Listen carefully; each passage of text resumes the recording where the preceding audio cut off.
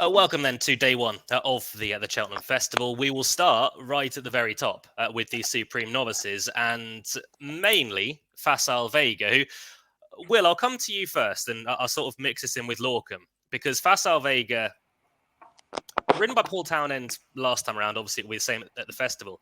Willie Mullins was quite damning of Paul Townend's ride on Facile Vega, Will, that it was a bit public about things that he didn't think he did the right thing. I suppose it was just there for everybody to see. It wasn't it wasn't something, a mid-race maneuver or anything like that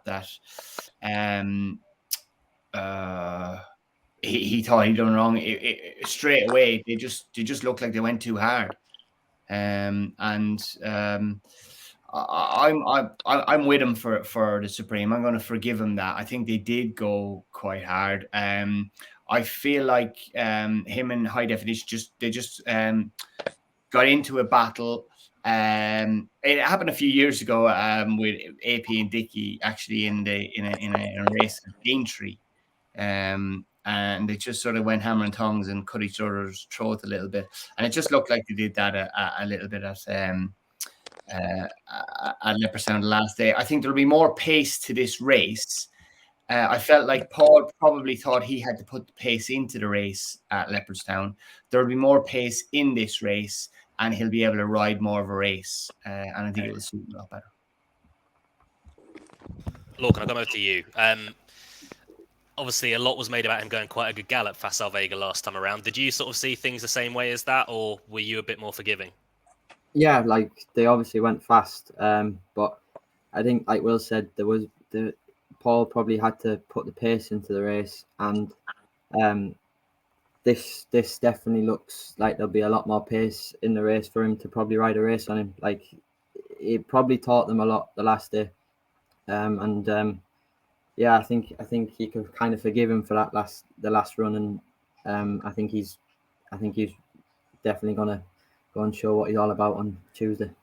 Yeah, we could have a good start for the Irish, so we'll go to our Irish correspondent. Dawn, what do you make of Facile Vega and any other Irish runners in the Supreme? I think they went at a ridiculous speed, Luke. I do understand where Willie was coming from. Willie was tearing his hair out, even though he had a fantastic weekend anyway. But Facile Vega, I call him the horse with the Midas touch. Everything that has finished behind him. And now today at Naas, Corfánach of the Double Greens and Irish Point. Well, Corfánach had finished behind him. Irish Point had finished in front of him at DRF. They both won today. Now, we all know the story of the Midas touch. He turned everything to gold and then eventually turned to stone. And I'm going to say he turned to stone himself. DRF, Dublin Racing Festival weekend. Him and High Definition, I'm with Will. They went hammer and tongs. High Definition paid the price. Willie said afterwards Facile Vega was lame the next morning as well. So we forgive and we forget. I know there was nonsense going around that he may have bled. The horse didn't bleed. It's just the way the smoke went out of him so quick, you kind of go, well, maybe he did bleed, but he certainly did not. His 14-length win at Christmas was beautiful. That made you think, here we go. This is definitely your supreme dream.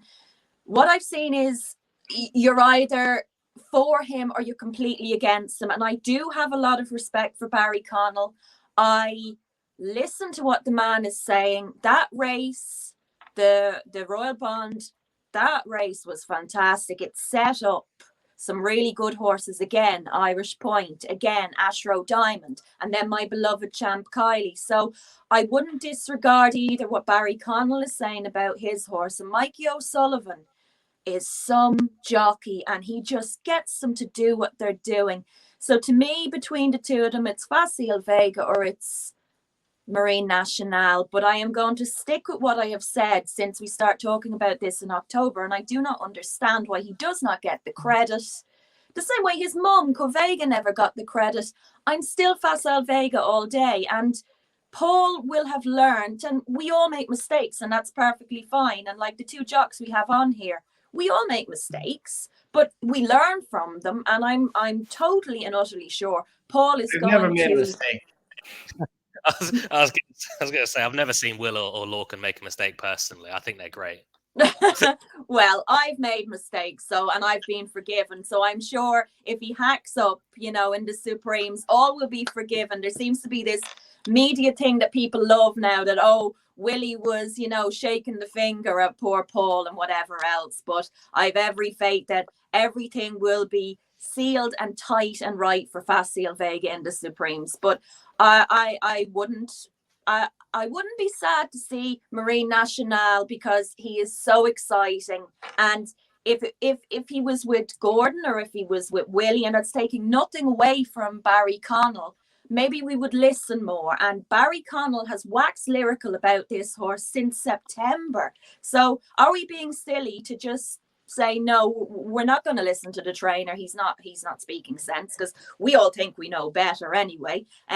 But yeah, I'm still going to stick to Facile Vega, and I've no problem if Marine Nationale hacks up the same way he did at Fairyhouse.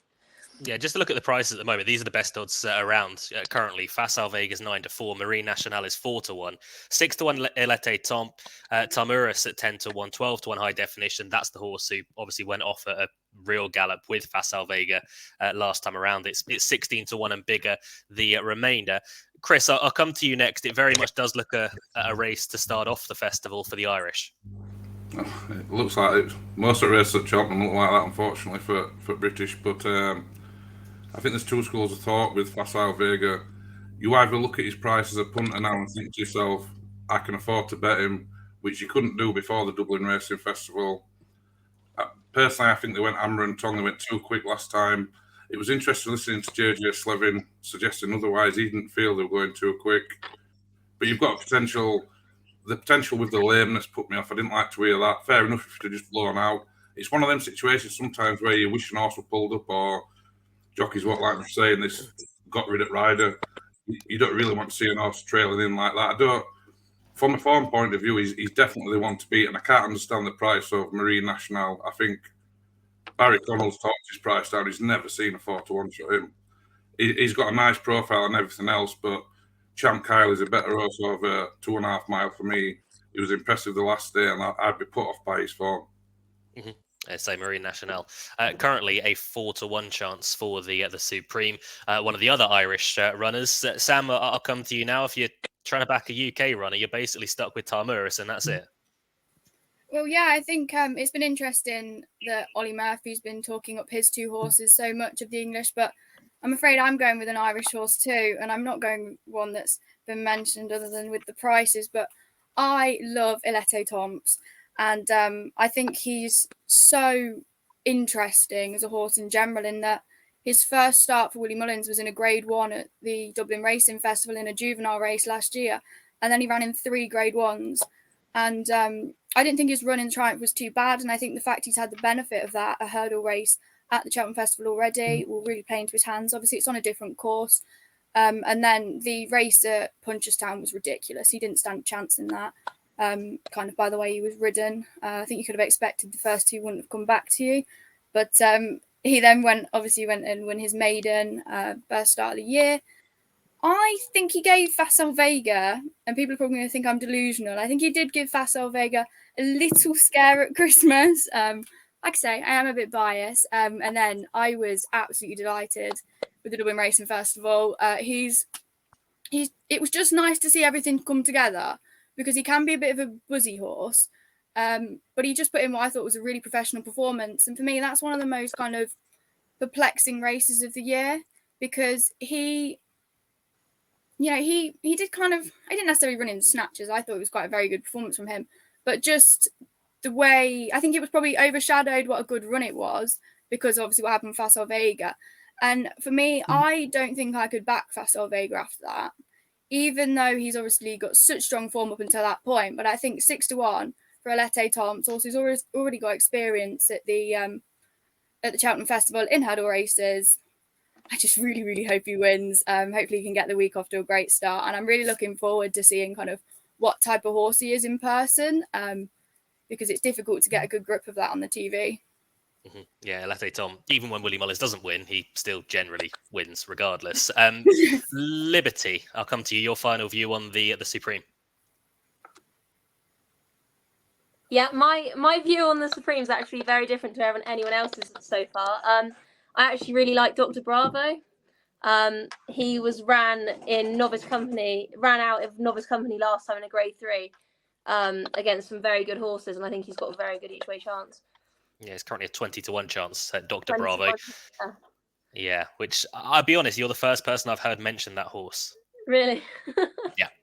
Yeah, I've heard Chasing Fire, Strong Leader, literally everything else, but Dr. Bravo gets a mention this time around, 20-1 at the moment. Now, I'm going to go a little bit off script, and we're not going to discuss the Arkle, but it wasn't in the running order because Will Kennedy, I believe you're quite good friends with Aidan Coleman, and I think John Bon is an absolute stone bonking certainty.